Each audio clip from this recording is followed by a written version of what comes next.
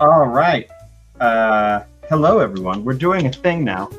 Um, we're going to do a podcast, apparently. This is Mr. and Mrs. Catholic Comedy doing a show about joy.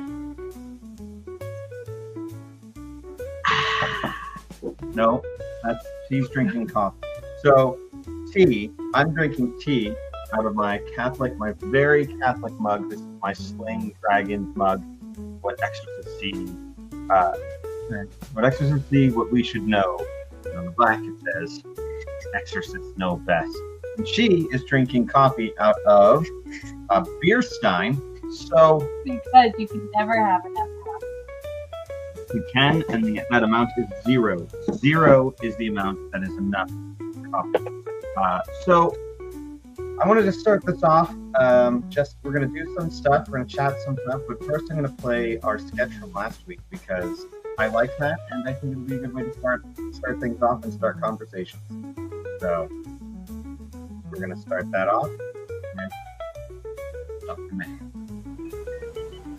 All right.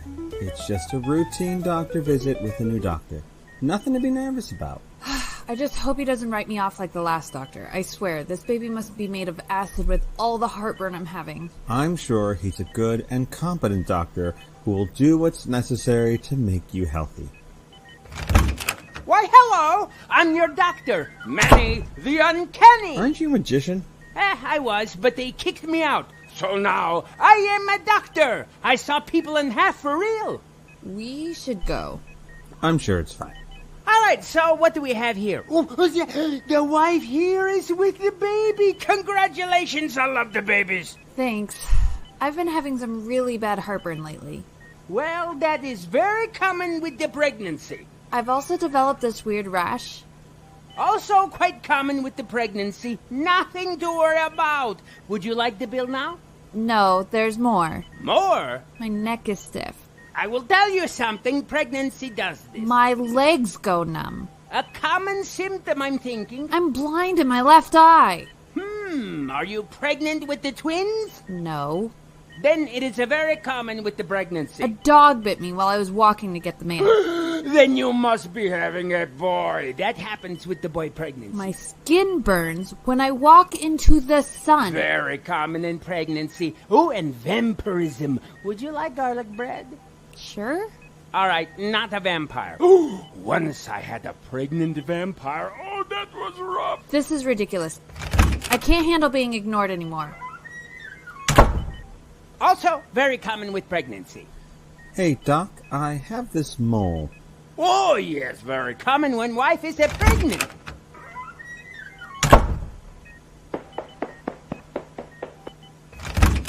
Why, hello! I'm your Dr. Manny the Uncanny. Hello, Doctor. I have a knife sticking out of my leg. Mazel tov, you must be the pregnant.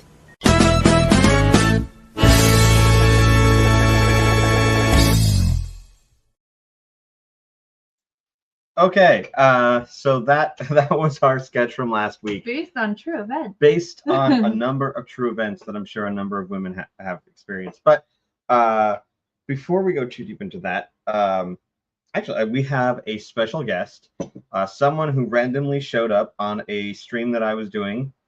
Her name is, as far as I know, Princess Nina. So we're going to bring Princess Nina on. Hello, Princess Nina. Hi. Yes, Princess is my legal first name. Princess is your legal first name. Okay, that's important to know. Wait, is it really? No, No, of course not. You never know. You need to understand what sarcasm Look, is. in my life, I've met girls named Cinnamon, and this is at working at like the Build-A-Bear workshop. I'm not Build-A-Bear. talking like walking the streets. You here. can't say that. It's a trademark name. Oh my gosh, sorry. We're gonna I've get this met straight. someone actually named Cinderella. So you never know. Isn't there a movie where the main character's name is Princess? I think Maybe. there is. I don't know. Probably. No, Princess. Statistic likelihood. Princess Nina. So how did you? I'm gonna guess you took on the moniker Princess. That you weren't named Princess from the get-go. No, Yeah. not right off the bat. So, did you marry into a royal family or how's Not that yet. work? Not yet. Right, because this is also going to be a dating show. Oh no, Um, please, I'm Completely begging. eligible princess, real life princess here. So, Princess Nina, tell us a little bit about who you are and what you do and why you're important. Oh Or we no. stream now and just presume that you're not important. She's a child. Oh my gosh. What do I do? Okay, first Yeah, one problem at a time. one problem. What do you, what does it say you do here? I live life. So the interesting thing about Nina that she's not talking about is that she is a jazz singer and a classical composer. So, but she is not a jazz composer, nor is she a classical singer. So, well, depends on the day. Depends on the day. I fancy myself to be a bit of a jazz singer.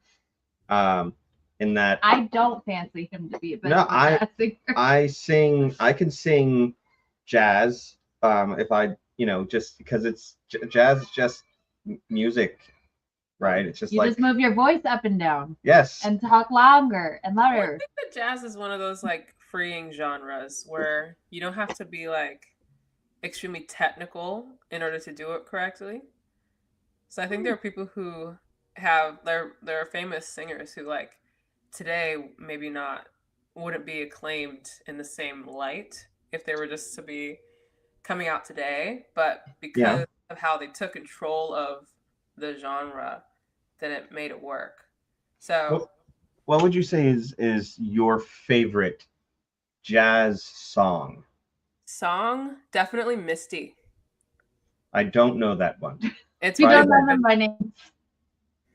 What I think Ella Fitzgerald has a really pretty version. Could you sing a few bars? Is that too much? Is that putting you on the spot to ask you to sing a few bars of your favorite song? I could. Well, Samara Joy has a really cool version too, but you should listen to it. I will sing a tiny bit of it if you want. Okay. Yeah, we want that. That's the thing that we would like. Okay. Look at me. I'm as helpless as a kitten up a tree. And I feel like I'm clinging to a cloud. I can't understand. I'm too misty. Just holding your hand. Walk my way. And 1,000 violins begin to play. Or it might be the sound of your hello. That music I hear. I'm too misty the moment you're near. Okay, so that's the A section. That was beautiful. Wow. Yeah. Oh my gosh. I feel like jazz is one of those genres though you really have to have the voice for it. So like me. Sure. I don't know, like different voices are excel better in different genres. Mm-hmm. Right. So like me, I have a much softer voice and I was in choirs and stuff like that. So I probably could never do like solo music or anything like that. You could do solo music. My voice is really soft. I've been told a lot of times that I should sing solo. So low no one can hear you. I set you up for that one. That was crazy. That's not the Tiki Room is not the first time that joke has been done. That joke has been done a number of times in the past. The Tiki Room is just one of the many places where the joke has been done. So when did you start singing? Like that was beautiful. How long have you been singing? So technically, I have been singing my whole life. The earliest I can remember is like 6 or 7 years old is when I started singing in front of people.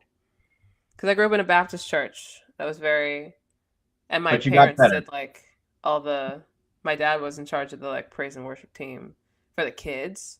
So that meant that I was in front on everything because the leader was my dad. So I had to just do it. But I liked it. Have a lot I of happened to like it. I was lucky that I liked it because I didn't have a choice. But Yeah. now you've gotten better, and You do you're it on the professionally. you're a Catholic jazz singer. Now, yes, I've grown up as a Catholic singer. Yes. But in a good way. Well, I'm saying, like, listening to your song there, we should definitely see if we can get you out to the festival. That you are gorgeous. You are a fantastic singer, and we don't have any jazz singers. I don't know if you know this, but in Arizona, there's not an overflowing amount of Catholic jazz singers, and it's going to be. There's a lot of mariachi bands. We do Well, have I a feel lot like of that's mariachi the bands. same everywhere. I feel like Catholic jazz singers aren't common. They are in the Vatican, I hear. You know, Really? just like any jazz singer in the Vatican is automatically a Catholic jazz singer. The Pope is a jazz singer. I have no idea. I'm presuming here because he's a White Sox fan, so I think I don't know these things. I know that the White Sox had to be the Black Sox for a while because of Shoeless Joe and the whole cheating scandal. You don't know that? You know this? Why would I know anything about No. that? So okay, Nina, do you know about this? You know this story? Wait, what about what? So there was the World Series. The White Sox apparently some of the people on the team of the White Sox were in bed with the mafia, and so the mafia told them to throw the game, and so Well, which mafia? the Italian will say The only one that counts. right, The only one people care about. the one in Chicago, so Italian, probably Italian. So the mafia tells them to throw the match. Or to throw the series, and then they lose the series, and so there's a bunch of investigations into why they lost the series and whether or not they threw it. And I think for a couple of years they had to become the Black Sox as like because they were tarnished or something like that. I'm not condoning that thing, well, but if I'm we're just saying. circling this back to music, and we're talking more maybe Italian American or American standards than not jazz. Right. It wasn't jazz. No, I don't think any jazz had anything to do with it. But Shoeless Joe was this kind of famous baseball player who didn't wear shoes, and he was indicted in that whole thing. Did he then become a jazz singer? I'm just trying to figure out how this all. It's just because I said the Pope, I said the White Sox because the Pope is apparently a fan of the White Sox. Now we're here. Now we are here. Arrived. So. That's awesome. Yes, this pipe is awesome. This was given to me by Caleb Mitchell, who is the Catholic Pipe Company. So he does the Catholic Pipe Company, and he makes pipes, and he is Catholic. And so you can't I would really hope see. So. If he weren't Catholic and he didn't make pipes, that name would just not work. It wouldn't work. So Unless luckily he converted him. But so it would have had to start as the Protestant Pipe Company. Protestant pipes. That at least has alliteration, because like or the Protestant Pipe Project. Try saying that 10 times. Protestant Pipe Project or Irish Wristwatch. Irish Wristwatch is like the hardest tongue twister. Give it a go. I was teaching my kids tongue twisters the other day. School kids, not my personal children. Right, because before you're not married, and that would be scandalous. But that one didn't come up. Irish wristwatch. I should add that to the. Yeah. Okay. What grade do you teach? I teach K through 8. K through 8. What do you teach them? Music. Any specific kind of music? It's a general music class. I mean, it's kids, so there's not too much that. Yeah, so you've got specialization going on, and your xylophones and your little sound music in your round circle. I was quite the xylophonist. Xylophonist. I was quite the xylophonist back in the day. Yeah, I think you would just call it I think it's just called a xylophonist. Well, it wouldn't. You would.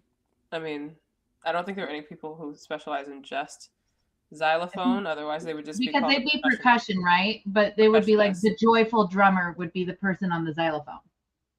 Joyful drummer? Yeah, because they're higher pitched and they're more fun. Oh. So it'd be a mallet player, but do call them a percussionist because the skills are transferable. So if you can play xylophone, you can probably play vibraphone. You can probably play There's I another would. We do I not want feel- our kids to become percussionists. I have never touched a vibraphone, and I'm They're so better cool. for it. They're so cool. I am. Never I am. even heard of it. I am a xylophone purist. Okay, so when I play, I He only only play this. puts mustard on it. And that's No, it. no, I don't put mustard on my xylophone. It's ketchup and relish. Come on. The Do you see what I vibraphone is mean? like the xylophone, but it's like mellow. It has a pedal, so the sound can like travel. It's A so cool. pedal? Oh, you're They use them in ruining. jazz a lot. They had one at my alma mater, and I used to play it Really? for fun when I had the time. Have you ever played? Oh, now I'm going to blank it. It's the musical instrument that's controlled by electromagnetic field. Oh, I know what you're talking about. I know what you're I talking know. about. I know I haven't played it. It's like you like move your hand in and out in different heights. Electromagnetic field. So do you sing at like concerts, or do you do like clubs? Theremin. or- It's called a theremin.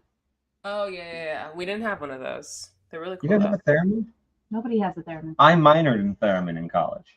I could petition my alma mater to get one, or they're gonna keep bothering me for money, so I might just like donate one day.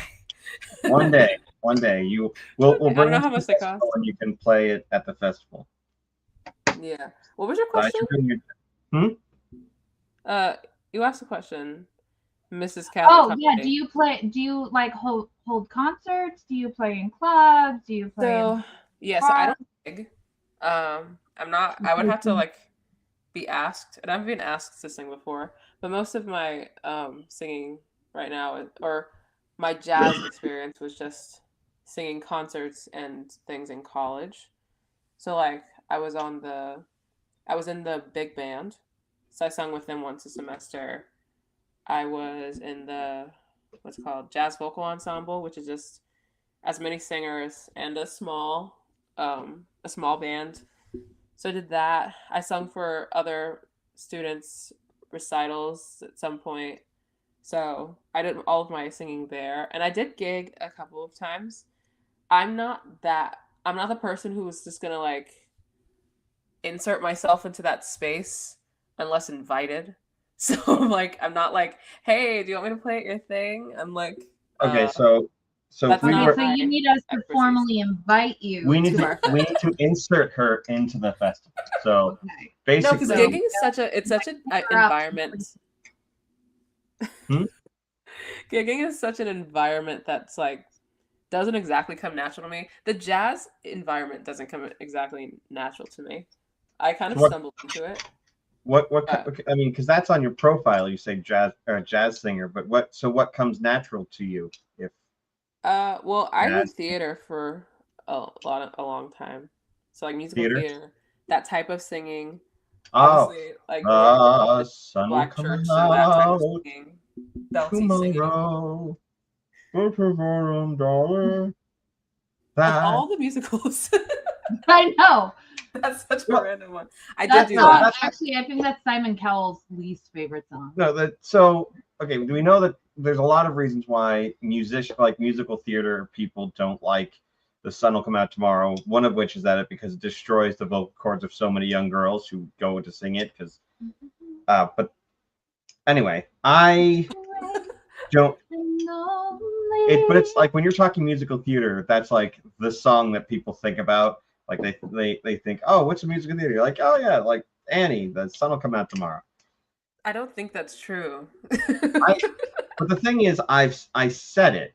Yes. Therefore, Yes. Therefore, it's Yes, true. and that's a theater Yes. term. That's it. yes, and there you go. That's your That's theater prop. theater right there. Yes, and And. so yeah, musical theater. But so if you do musical theater, what is your favorite musical theater song? If it's not Annie. Song? That's hard. I've done so many musicals right now that they've just like all bled together. But the ones Okay, what was the most challenging then? most challenging song.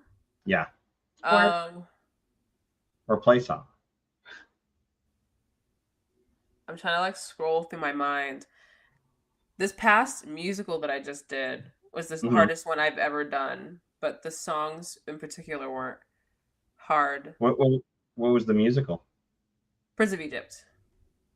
Ah. No, stop it. Stop.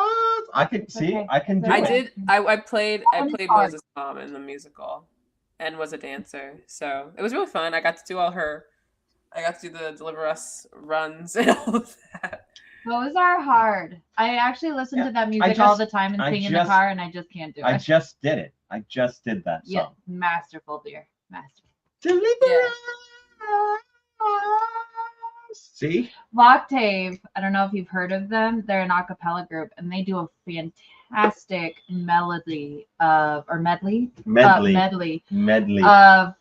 all the different songs from that show. Medley. Yeah. Got it. Medley. Got it. Medley. Are you gonna medley but your those songs weren't in particular hard for me. She's so much better than us. Those songs were not hard for her. Well, if she sings jazz, though, there are so many runs in jazz. It's a lot harder to do those if you have zero training in that. The only time I've heard of runs in musicals is in the tights. Because tights get runs. What's a run in jazz? Because I was thinking that you were running while singing. What's a run in music? Okay. I'm not what you would call a musician. It's something you do with your voice. It's like it's literally when you make your voice run. So I mean, a run or a riff are the same kind of thing. Riff, yeah. Could you give me an example? Like sing an example? That's really showing off. I don't know.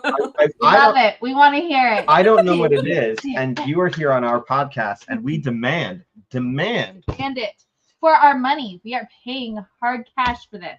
We are not. No. Oh. She never mind. Do it if you want. I'm gonna put my Venmo in the chat and. Okay, cool. So give us a run. Give us a run for our money. Oh my gosh. I have to think of a song where I do one. Deliver us. There was a really fun one I did I sung Natural Woman with a big band. You make me feel and that's exactly how I sounded. To the T. That's his impression of me right now. No, that's mine. That's me trying to. I'm singing the song. You ever Rockapella did a version of Natural Woman, and Rockapella is an all male a cappella group. So it was really because they had the deep voice guy, and like, you make me feel like a natural woman. But you have to say man. So let's hear you. Not him. Okay. So yeah. Okay, the bridge. And this is I would practice this one day and night because nobody did it, but I really wanted to do it. So I was just like, okay, let me try it. And it wasn't my song. Here's the thing. This is why. It wasn't my song, but the person who was supposed to sing it wasn't able to. So she was singing it for the main show, but we had performances before that where we were going to sing that song. So I got to do those performances because she couldn't be there. So, and this is a person who I like low key was like a little jealous of. So it's like, now I have her song, so I have to show up. Yeah, go for it. Do the thing. Do it. I'm gonna mark it because I'm in my room right now, so I'm not gonna belt it. But so the bridge is, oh baby, what you done to me? You make me feel so good inside, and I just wanna be close to you. You make me feel so alive. That right there is the run. So that's a run. Yeah. I can do it. Stop. Okay, I can see we're losing viewers. He's getting taken over by the music. Yeah. I mean, sometimes it moves his soul. Sometimes the song. And you know what? That song gets it out of you. You know what else does? And this is someone, whenever it comes on the radio in the car. Well, we put it on our. You don't have to listen to the radio, but Living on a Prayer. Oh no. Whoa, we're halfway there. on a prayer, take my hand, we'll make it, I swear. Woo, landing on a prayer. You know the song. Come on, join in. No one? With Okay. the biggest delay that's gonna be awful. Right? It's, you know what? It's fine. It's not really delayed. That is one of my sister's favorite songs though. Like genuinely. Really? She loves that genre, that decade of rock. I've been listening to a lot of, since we're just talking about music and we'd have no real path forward with this. I've been listening to a lot of it's called the 8-bit big band, and they take like video game music and they turn it into like big band music. I think I've And heard of that. so their version of Pollyanna from Earthbound is hauntingly beautiful. It's really good. Like I'll sing it in the car, and it's great. Can you check to make to see if someone's supposed to come to pick something up, and check this just make sure someone's not like I'm on my way. We're good. They haven't said anything. They haven't said anything. Or Banging on the door. Marketplace. I didn't send them our address, so Okay. they have to message me first. Yeah, it's with Marketplace. You don't send people your address until they're at least halfway there. right. You like, here's my crossroads. When you're like halfway here, let me know. We have Yes, you have to absolutely force them to text and drive, and We've a had stoplight. this Okay. past week, we had some lady driving by our house, Yeah. like screaming profanities at our house. yeah, you were saying that. I'm like, I Did don't you find out who she was? No, well, it hasn't happened again. The third day it was raining like crazy, so we're Just like, took a break. I doubt anybody's gonna roll down their window in this rain and scream. Like, it's not worth it. And then it hasn't happened since. So we're like, maybe it was mistaken identity. Maybe they got the wrong address and they were actually meaning to yell at someone else. You know, that would be awesome. That'd be so cool. So bad. Like, they probably feel weird. Like, oh, I can't drive that down I that can't street go that again. street now. I put out some of those speed sticks. I got some speed sticks from the police. I put those out every morning, and they just rip the tires apart of anyone who might drive by, just in case we catch the person. You know, I am joking. I don't have that, and if I did, I wouldn't put them out randomly. You know, I wasn't gonna tell anyone, but Yeah, it's a good thing where this is a private conversation and not being broadcast to anyone. You know, I do that a lot where someone will say something completely, because I pretend to have a personality, but I'm actually a really like dry person. So a lot of the times, like, people will say something outlandish and they may or may not be joking, but I will just be like, I'm gonna commit just in case they're being serious. No, you commit to the bit. That is comedy right there. That is the first rule of comedy. I don't know if it's the first, but anyway, commit to the bit, right? Or if someone says something by accident or something like misspeaks. Yeah, you commit to it. You just go with it and you just keep going. You have to stick with. But the thing is that they'll correct themselves like 5 minutes later, and I'm like, I was not going to bring it up, but thank you for saying for clearing that up. I was worried. To correct themselves, you got to still bring up the mistake though. You'd be like, oh yeah, the elephant, not the elephant, the elephant. I've never seen an elephant. You know what's funny? So I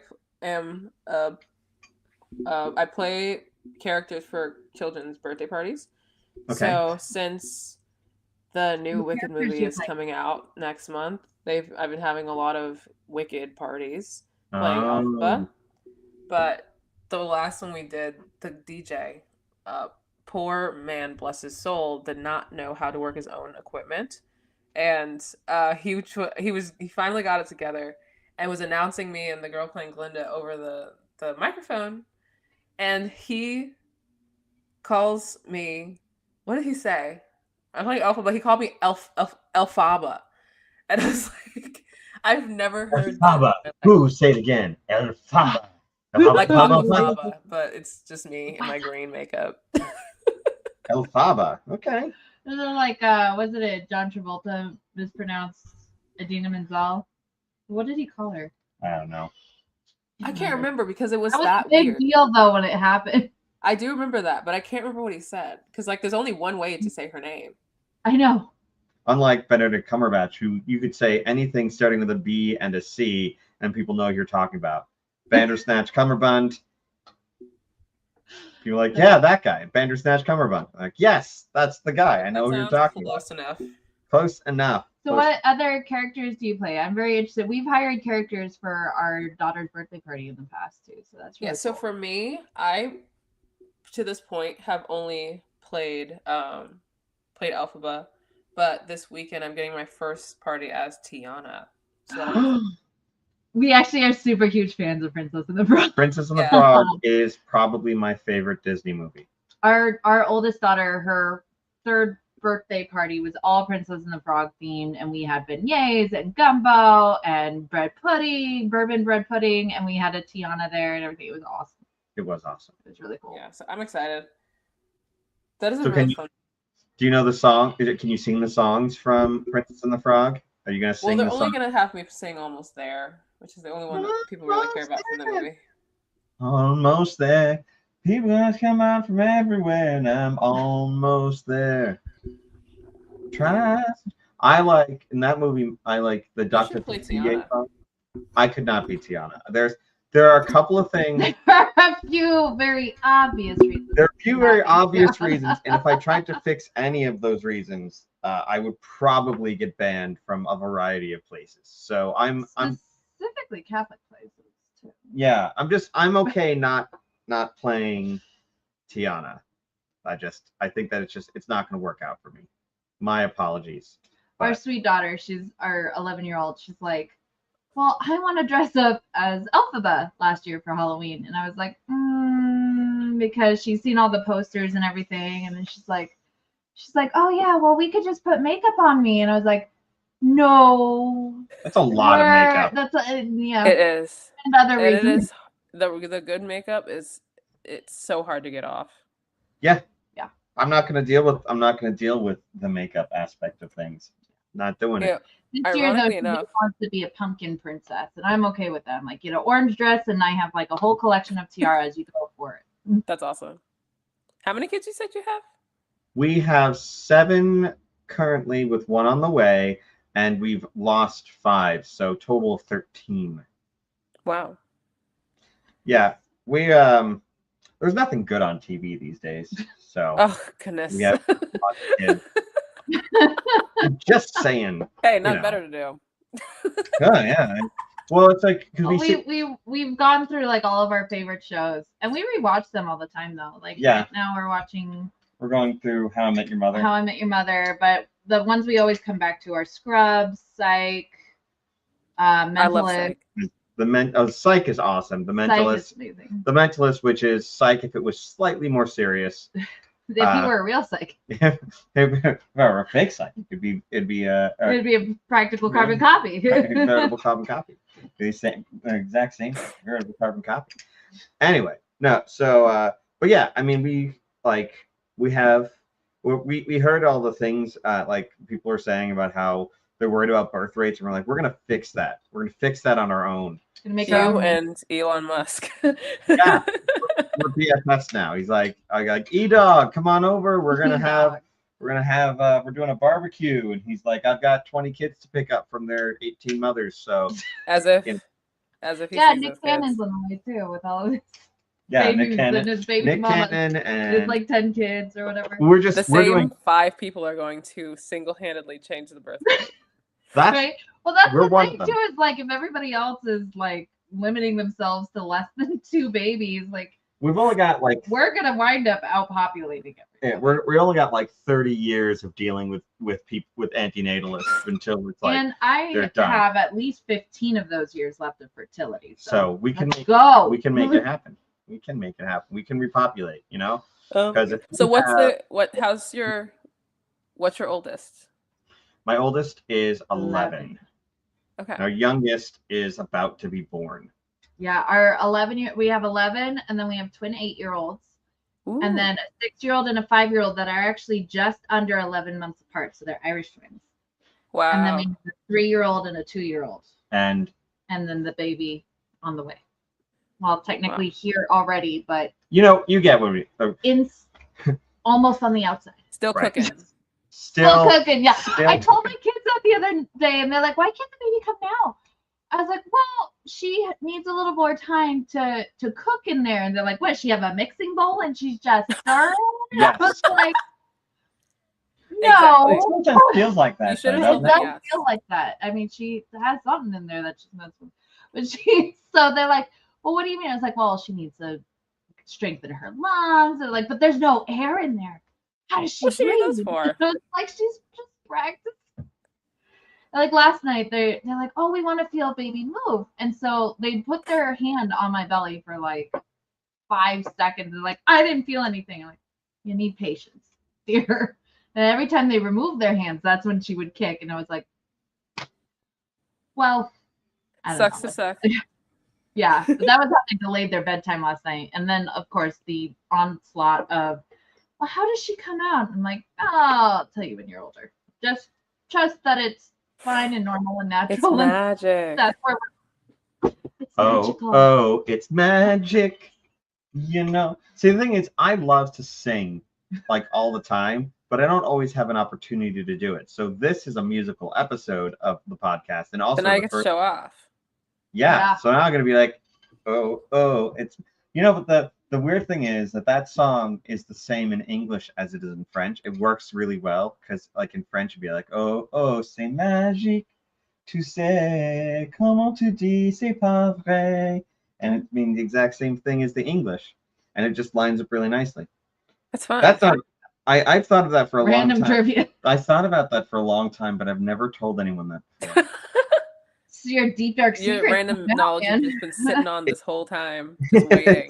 I'm not sure it's a deep, dark secret, but yeah, no, I've been sitting on that for quite some time. So, oh man, Have you guys always lived in Arizona? she has. I started off living on the mean streets of New York Wow. until That's I was. quite the Just switch. side of the mean streets of New York, in like the suburbs. Yeah, we lived. I've never been to New York City You went- in my life. I've sung in New York City.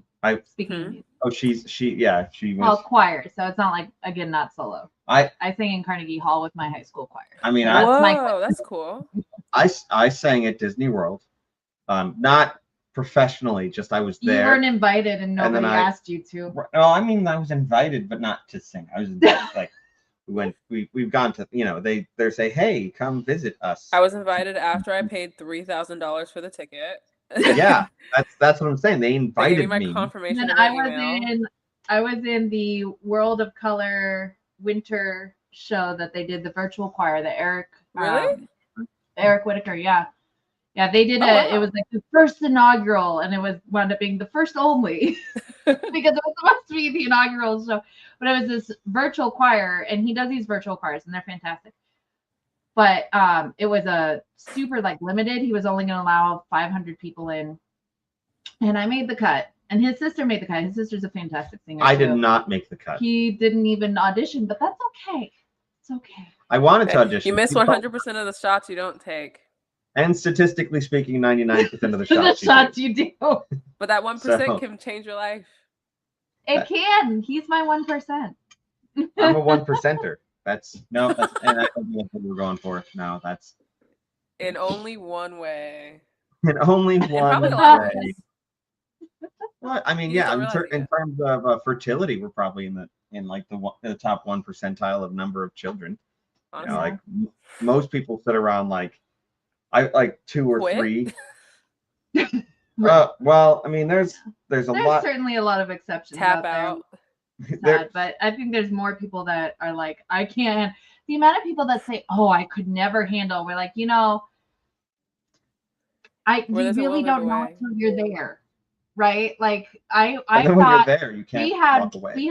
our first one, and then I thought we'll just be one and done, right? And it'll be great because then when she's in high school and she wants to go, because I could only do the one trip in high school. It was New York.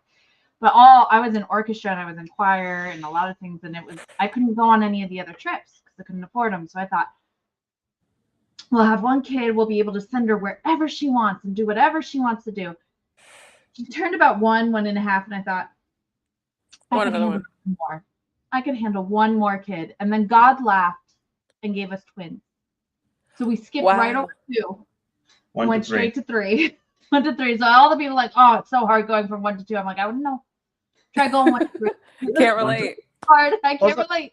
So like there's a lot of animosity towards people who have lots of kids, and you've probably seen it. You haven't experienced it, I presume, because you don't have any children at the moment. Well, But- she might have a family that have. I'm just saying, like, but like I always I think of it as when you make the choice, an irreversible choice, right? To be like, I'm going to stop this thing now, then like that choice is a judgment. And then if someone tells you that your judgment is wrong, or if they show you that you were wrong in your judgment, you get mad, right? It's like I remember I remember back when Bitcoin started. You know Bitcoin? You ever hear of it? I had an opportunity to get it when it was $15 to $20 a coin, and now they're like $300,000 a coin. And I could have gotten one back in the day, but a friend of mine was like, "Hey, you should buy these things," and I was like, you can't buy bread with them. What's the point?" And so now, I remember scoffing at the idea. Now I say, well, I still made the right call, even though clearly I didn't, but I still did, maybe. Okay. Yeah, that's the thing though. It's like people who like get so upset with people who have a lot of children, and he's always telling me this too. It's everything. Every choice you make is a judgment on somebody else, whether or not you mean it to be. So sorry for any children listening. No, okay, all right. Let's skip ahead. So you teach one thing or you don't teach something to your kids, and those who taught that thing will see you not teaching that thing as a judgment on them. You choose to have a lot of kids or you choose not to have a lot of kids. So you view that other person as judging you for the choice you make. Yeah.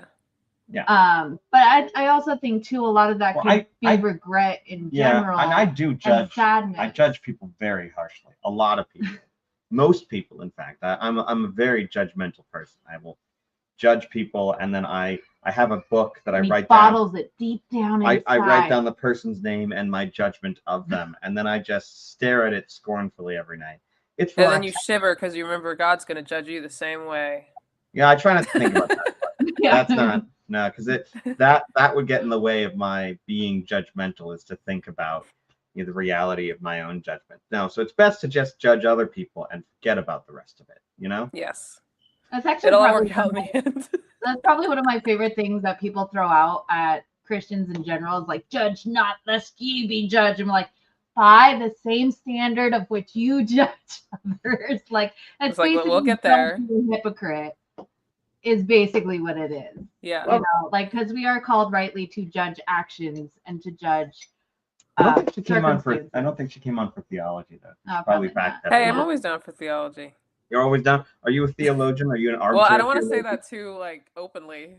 I am always down to discuss theology. I defy you, people who are listening. Well, not discuss theology. Listen to other people discuss it, and just sit and observe. Do you like listening to those podcasts? The podcasters who talk about podcasts. I don't listen to theological podcasts. I just listen to people speak about it, like in person, like my priest.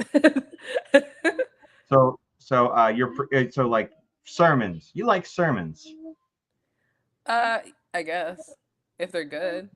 You ever watch any of the old Fulton Sheen sermons that he does? I watched a lot of those after I just started converting. They're really good. How did you convert? Is there a big story there, or is it just like, you know what? I decided. It depends on what you determine as a big story. But I'm listening.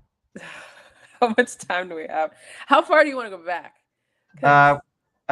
Let's go to the beginning, and then when we get to the end, stop. Okay. The beginning, okay.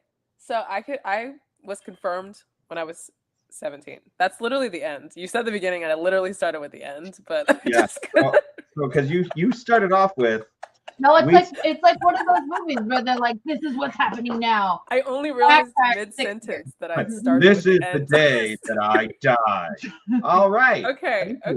But point being, when I was 13, I met my first Catholics.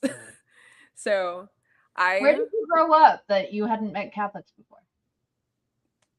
my church community was just it was the biggest church in my city. I think it still is. But that whole community, it was just like it was a what's it called? A box, but it was big enough that it didn't feel that way because it was just so many people. You were just so But surrounded by. So you were a bunch of people stuck in a box. Okay. yeah. For me, But actually, because I didn't really do anything except go to church and come home because I was homeschooled. But I did everything in the church. I was in the dance team. I did all the plays. I was in the choir. I did praise and worship. Once I got a little bit older, I started helping out with the Sunday school for the little kids. So I was just there all the time. Bible study, like that was what my free time was. But like I said, I was doing plays there. When I was 13 was when I started like wanting to do plays in other places and see what that's like. And funny thing, and the story comes around in a crazy way at the end. So stay tuned for that because it's like it blew my mind. You were doing some M. Night Shyamalan stuff over here. Let's go. Like, hey. So, I started singing with a traveling choir that I forgot how I met them, but through some, connection with somebody at my church, found this woman who had a traveling choir. Traveling not very far, but traveling choir. And we did this one event that had a bunch of groups singing at it. And one of these groups ended up being the family who converted me at the end of the story. But right now, in this part of the story where I'm 13, they were advertising that they were a production company doing a musical, and they were asking people if they wanted to sign up. I said, that sounds perfect. They were like local to where they lived like in the same, like on the opposite side of the same city as me. And the rehearsals weren't that far away. So I convinced my parents to let me do it. And it was Hairspray. So my first musical was Hairspray. I don't see Hairspray going to conversion, but continue. Well, this all matters because that family, the production company, and this is still the company that I work with today, but they're a family-owned Catholic production company. So all of their musicals are like hand-selected. They don't put anything inappropriate in their productions. There are some musicals where they will like take things out, like take songs out if it's too like weird. To a point. No hard but they knock do life at any because that's their weird. entire thing is being family friendly and they're just like a normal Catholic family. But I, as a person, have always been curious about what people believe, and I love hearing people speak. I love hearing people like talk. So organically, when I found out they were Catholics, I was like, oh, my first thought was, oh, I thought they were Christian. I was wrong, but that's okay. So, but that's okay. That's fine. But so naturally, over the course of, I started doing shows with them all the time because I loved it so much. But I was just like, when Lent came around and they were all fasting, I would just ask them questions, and like whenever like anything occurred, it's just like, hey, what does that mean? What do you do about like what do you believe about this? Like over the course of years. So that wasn't really me like wanting to become Catholic, but it was me being just hearing about it without people in the back of my head saying these people are crazy. So though I did like in some ways nobody really talked to me about Catholicism. We were just like, oh, they're kind of weird. I'm like, all right, whatever, I don't really care. Like I said, I've never met Catholics before, so what do I care? But so when it came to my conversion, when I was around 15, I think 15 or well, it wasn't when I was 16. Like, yeah, 15, I started to ask questions that stopped having answers at my church.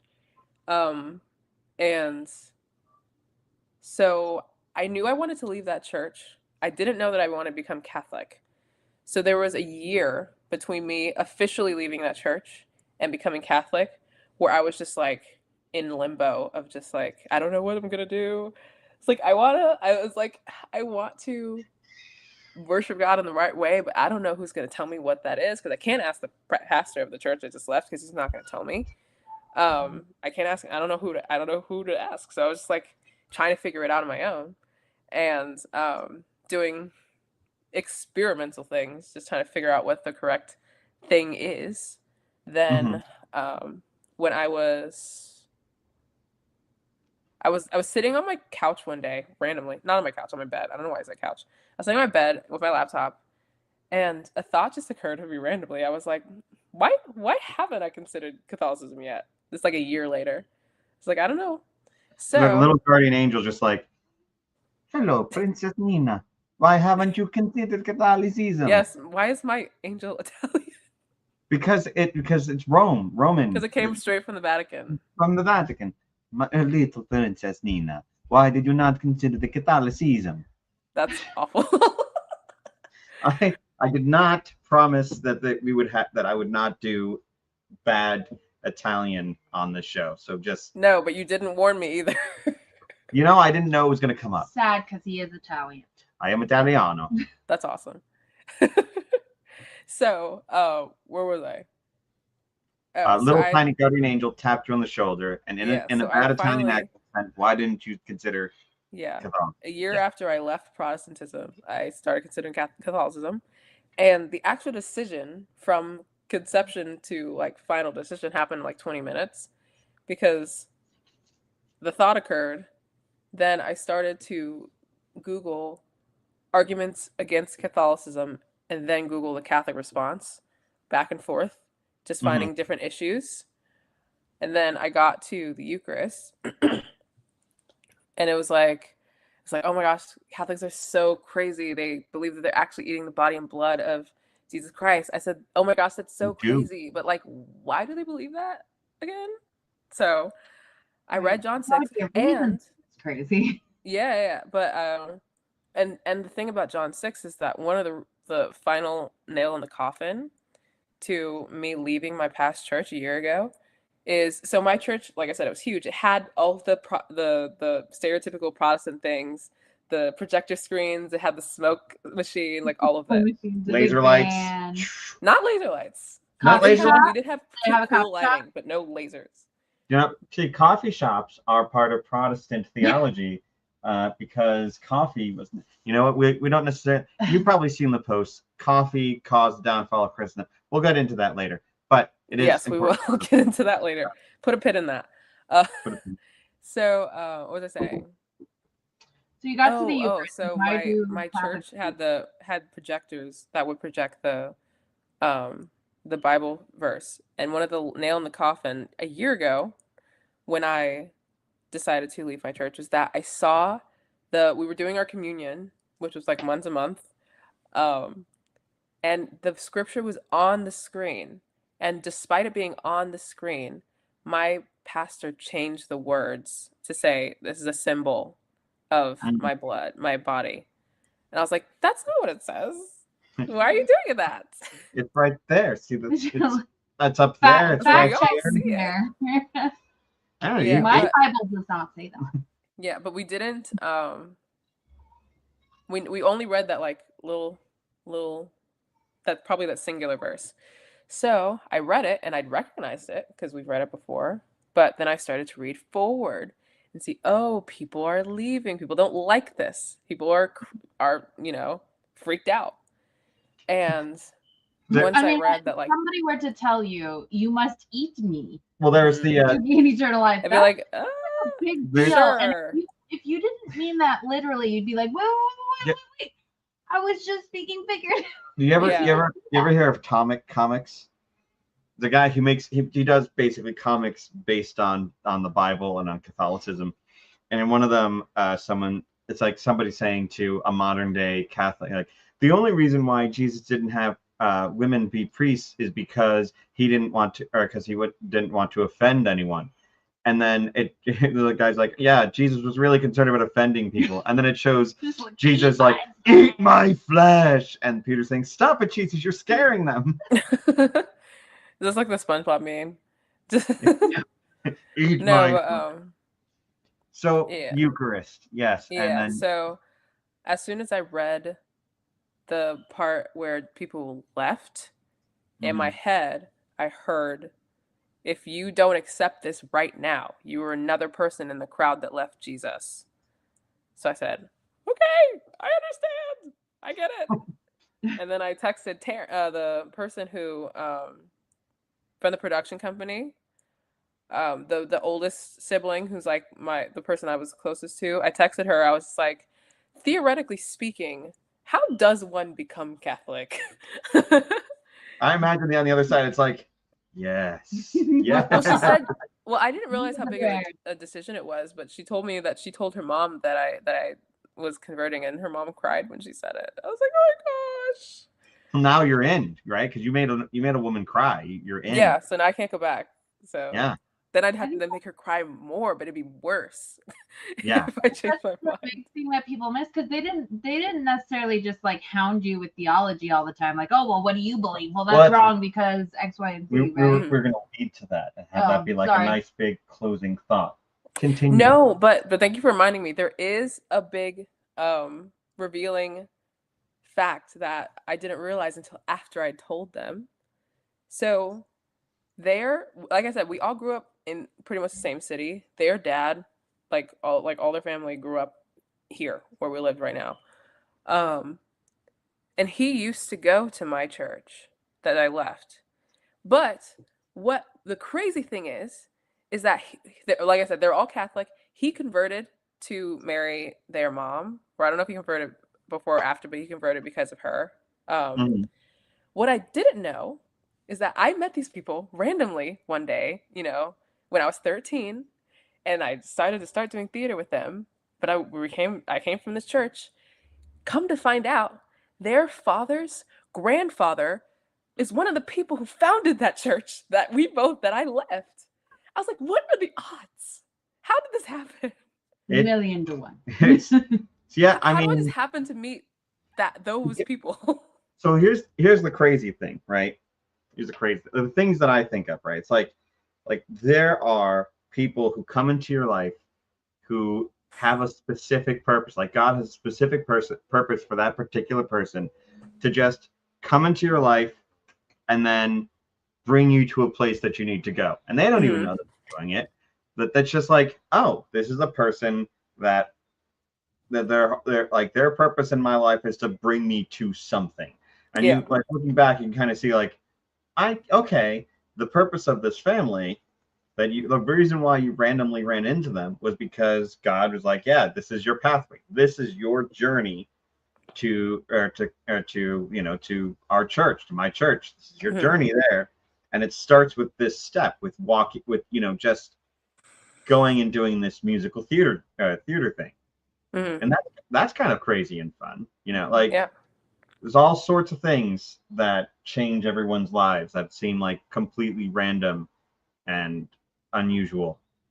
Yeah, one of the things I always said was that after I became Catholic is that Protestants miss all the Easter eggs in life. It's like all the little things that happen on a daily Easter basis. Eggs, the purpose of Easter eggs, they miss that one too because they don't know the story behind the Easter egg. So they miss the Easter egg about Easter eggs. They miss all the like little parts of life that God is present in because they're too busy. They're too loud. Too loud. But you know what? And that I feel like looking back, there were like foreshadowy moments for me of like the fact that I became Catholic later on, because I remember there was one point we do the whole like praying on the altar, the big music, all of that. There was one day where my pastor all of a sudden decided that we would cut the music and say the Our Father together at one point. And we did it. And for some reason, that prayer, when the music was off and we were all just speaking together, felt so much more potent to me than all of the other things that had happened prior, even though that was like the big emotional moment. And I was like, I don't know why we don't do that more often, because that feels so amazing. But that was like my little foreshadow of like, hey, we do that all the time now. So that like there's a Protestant version of the Our Father, and it's worked its way into the Mass. The current missal has the Protestantized version of the Our Father, which is like with the for yours is the kingdom and the power and the glory forever.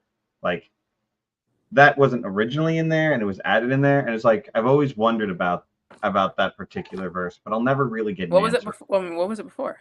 Oh, just It stop. just didn't have Yeah. So when that part. you're saying the rosary, right? It's Uh-huh. like it's like deliver us from evil, amen, Uh-huh. and then you move on. That's where it stopped.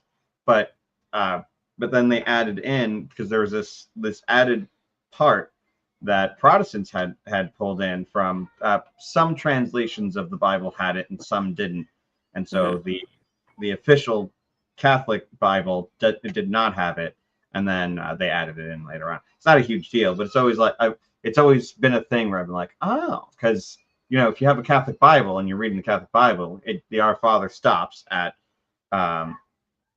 deliver us from evil, or deliver us from evil, and the Protestant Bible goes on for another like verse. So it's interesting. Interesting. Yeah. I don't think that's in every part of the Bible. I think maybe certain translations. It's not all. it's in I'm pretty sure in all the Protestant, because they've adapted the King James version as like the standard. Yeah. And We went to a concert once, a Christmas concert, and it was beautiful. It was great. But they're like, we're going to do some Bible verses. We're going to go old school. We're going to pull out the King James. And he and I were like, well, they said not that the Dewey Rames, not the Vulgate. they like, said- we're going King James. Okay, that's old school. they said that like they were doing like an old version of a song. Like it's the King James version of this song. And I was like, so like, it's we miss can go older. it's missing Well, yeah, 7 King notes. James is the I don't oldest know you what's can go going without on. becoming Catholic. Hmm? King James is the oldest you can go without becoming Catholic. Yes, it is. One before Right. And Like, even the first King My James mind. version, the 1611's King James version has the Deuterocanonical books in it, and then they cut them out later. But they were in the original, the 1611 King James version. Mm-hmm. So if you have a good Protestant friend that you want to get to convert, you buy them a 1611 King James version, and then they'll be like, "Oh, look, these extra books. Well, they're in here for you. There you go." And then they can read up on Maccabees, and they can see. but wait, there's more. Wait. 7 more. There's 7 more books. Yeah. Become Catholic, and you get 7 Bonus. more books. Bonus That books weren't of the Bible. added. Say we didn't add them. This is By now. You know the They funny were thing there though? originally. the director's cut of the Bible has those 7 additional books in them. So But I love the story that this family didn't like beat you over the head with Catholicism and didn't be like, oh, she's a Protestant, we must convert her, or call her a heretic or anything like that. It was just at least when not to you her face. Yeah. I mean, it Well, was a teenager, so there was like you a asked questions and they just gave answers. And Which- over time, you ask more questions and you get answers from one place and maybe not from another. And that's what I think a lot of people do miss is it's not even us it's not us that's converting, it's the Holy Ghost, it's the Holy Spirit. So it's not our job to convert, it's our job to share and to teach and to live as examples, but we don't proselytize. We do yeah. proselytize, but that's different. Shouldn't proselytize. No, it's so that everyone has a purpose in life that God gives them, and not everyone's purpose is to be an apologist. And I think that in our current online world, everyone thinks that their job is to be an apologist.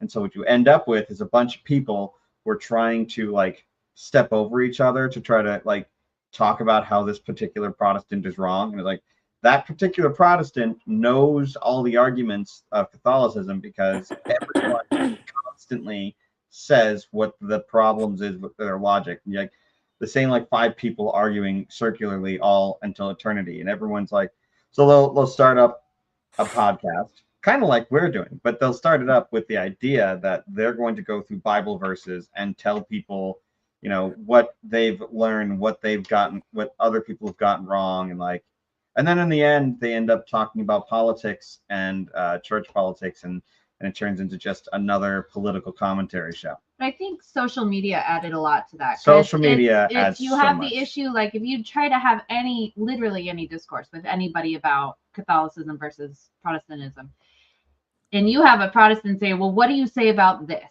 And you're not a theologian, which most of us aren't, and you go, Well, I actually don't know the answer to that, but let me get back to you. But that's not acceptable. It's not You fast need enough. to know all the answers. So it almost feels like you have to be a theologian all the time, because then they screenshot you, or they quote tweet you and they go, see, Catholics don't know what they talk about because this one didn't have an answer, or this 10 didn't have an answer because they didn't study theology. That's why I go ahead and I just at one a popular theologian like, hey, take a shot at this, and then I can bow out. Like that's. I always start everything with like, well, I'm not a theologian. This is how I understand it. If I am incorrect, I'm happy to be corrected by a theologian. Or if but not by you.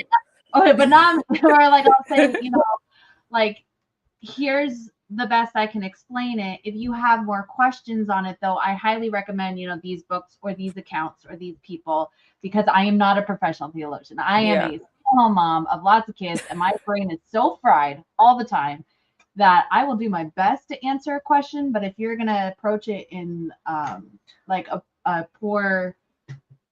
bad faith. Bad faith. Thank you. Thank you. Bad faith. Then like you're just swine. doing it just to argue. Like I have 7 kids to take care. I don't have time to sit there and try and convince you over Twitter.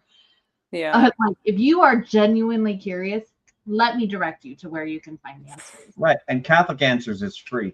Catholic Answers is free. You just go Catholic.com and just like get your answers. But then you have people who are like, I wouldn't trust Catholic Answers because blah blah blah blah blah blah blah blah blah. That's a direct quote. That's exactly how it sounds. Yeah, too. that's exactly how it sounds. Okay. It has been 1 hour and 6 minutes. And so I think we're gonna have to wind it down to a closing aspect of it. But I'm really appreciative that you jumped on this tonight and that we were able to get you on this random person I met. See, when you're talking about like the random people that like random people that came into your life because of you wanted to do musical theater. I do random people stuff all the time. That's kind of like my thing. Like someone's like, hey, you're a random person. Like, be a part of my life now. Because there's something. There's a little aggressive about it. I am. But there's something, right? There's something. We got to make friends some way. Yeah. Well, God puts people into our lives for a reason. Sometimes they come and go. Sometimes they come and stay. Sometimes it's to assist with something. Sometimes it's to give us an example of things not to do. But the point is that I feel that God put you into that voice chat, that random chat for some reason. Then we decided we're going to be friends. I decided we were going to be friends. You really didn't. You decided. I did decide. And now you're the first guest. That's how we got married. He just decided. I did. Okay. And so you're the first guest on this podcast. And so I appreciate you taking the time to talk to us about this. In our little show, Mr. and Mrs. Catholic Comedy, doing a show about joy. That's what I'm titling it. I think. Yeah, did we talk about joy? That's with our thoughts about things, posting it all of these. That's the title. Mr. and Mrs. Catholic Comedy doing a show about joy. So we need a theme song. So if you in your composing be like, like Mr. and Mrs. Catholic Comedy doing a show. I think you got it right there. Is it more like a jingle? Jingle than a full song. Well, yeah, I mean jingles work. Jingles are like because we have jingle bell. Our here. It's a nice little jingle that goes in the background. There's also this nice little jingle.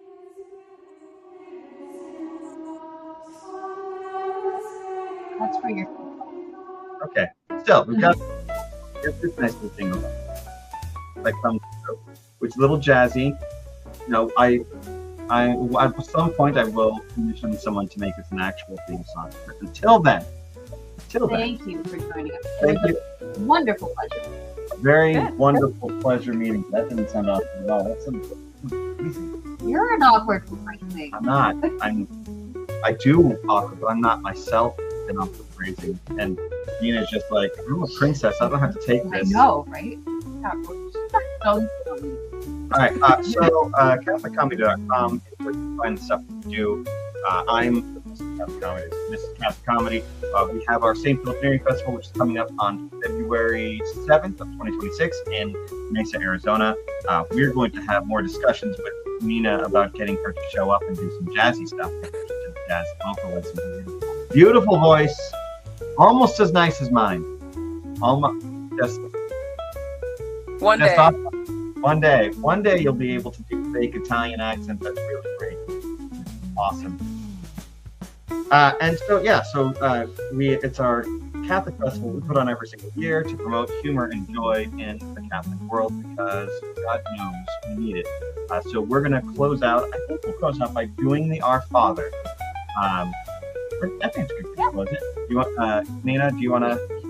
Or we should test the music. English or Latin? That's my question to you. I do not know the Our Father in Latin. Well, then you're about to learn it. Cut the music. There'll be a test. There'll be a test. Yes. In nomine Patri et Filii Spiritus Sancti. Amen. Pater noster, qui es in celi, sanctificetur nomen tuum, adveniat regnum tuum, fiat voluntas tua sicut in cielo et in terra. Panem nostrum quotidianum da nobis hodie, et dimitte nobis debita nostra, sicut et nos dimittimus debitoribus nostris, et ne nos inducas in tentationem, sed libera nos a malo. Amen. In nomine Patri et Filii Spiritus Sancti. Amen. All right. Thank you very much for joining us, and I'm going to end the stream. Okay, thank Bye-bye, you. everybody.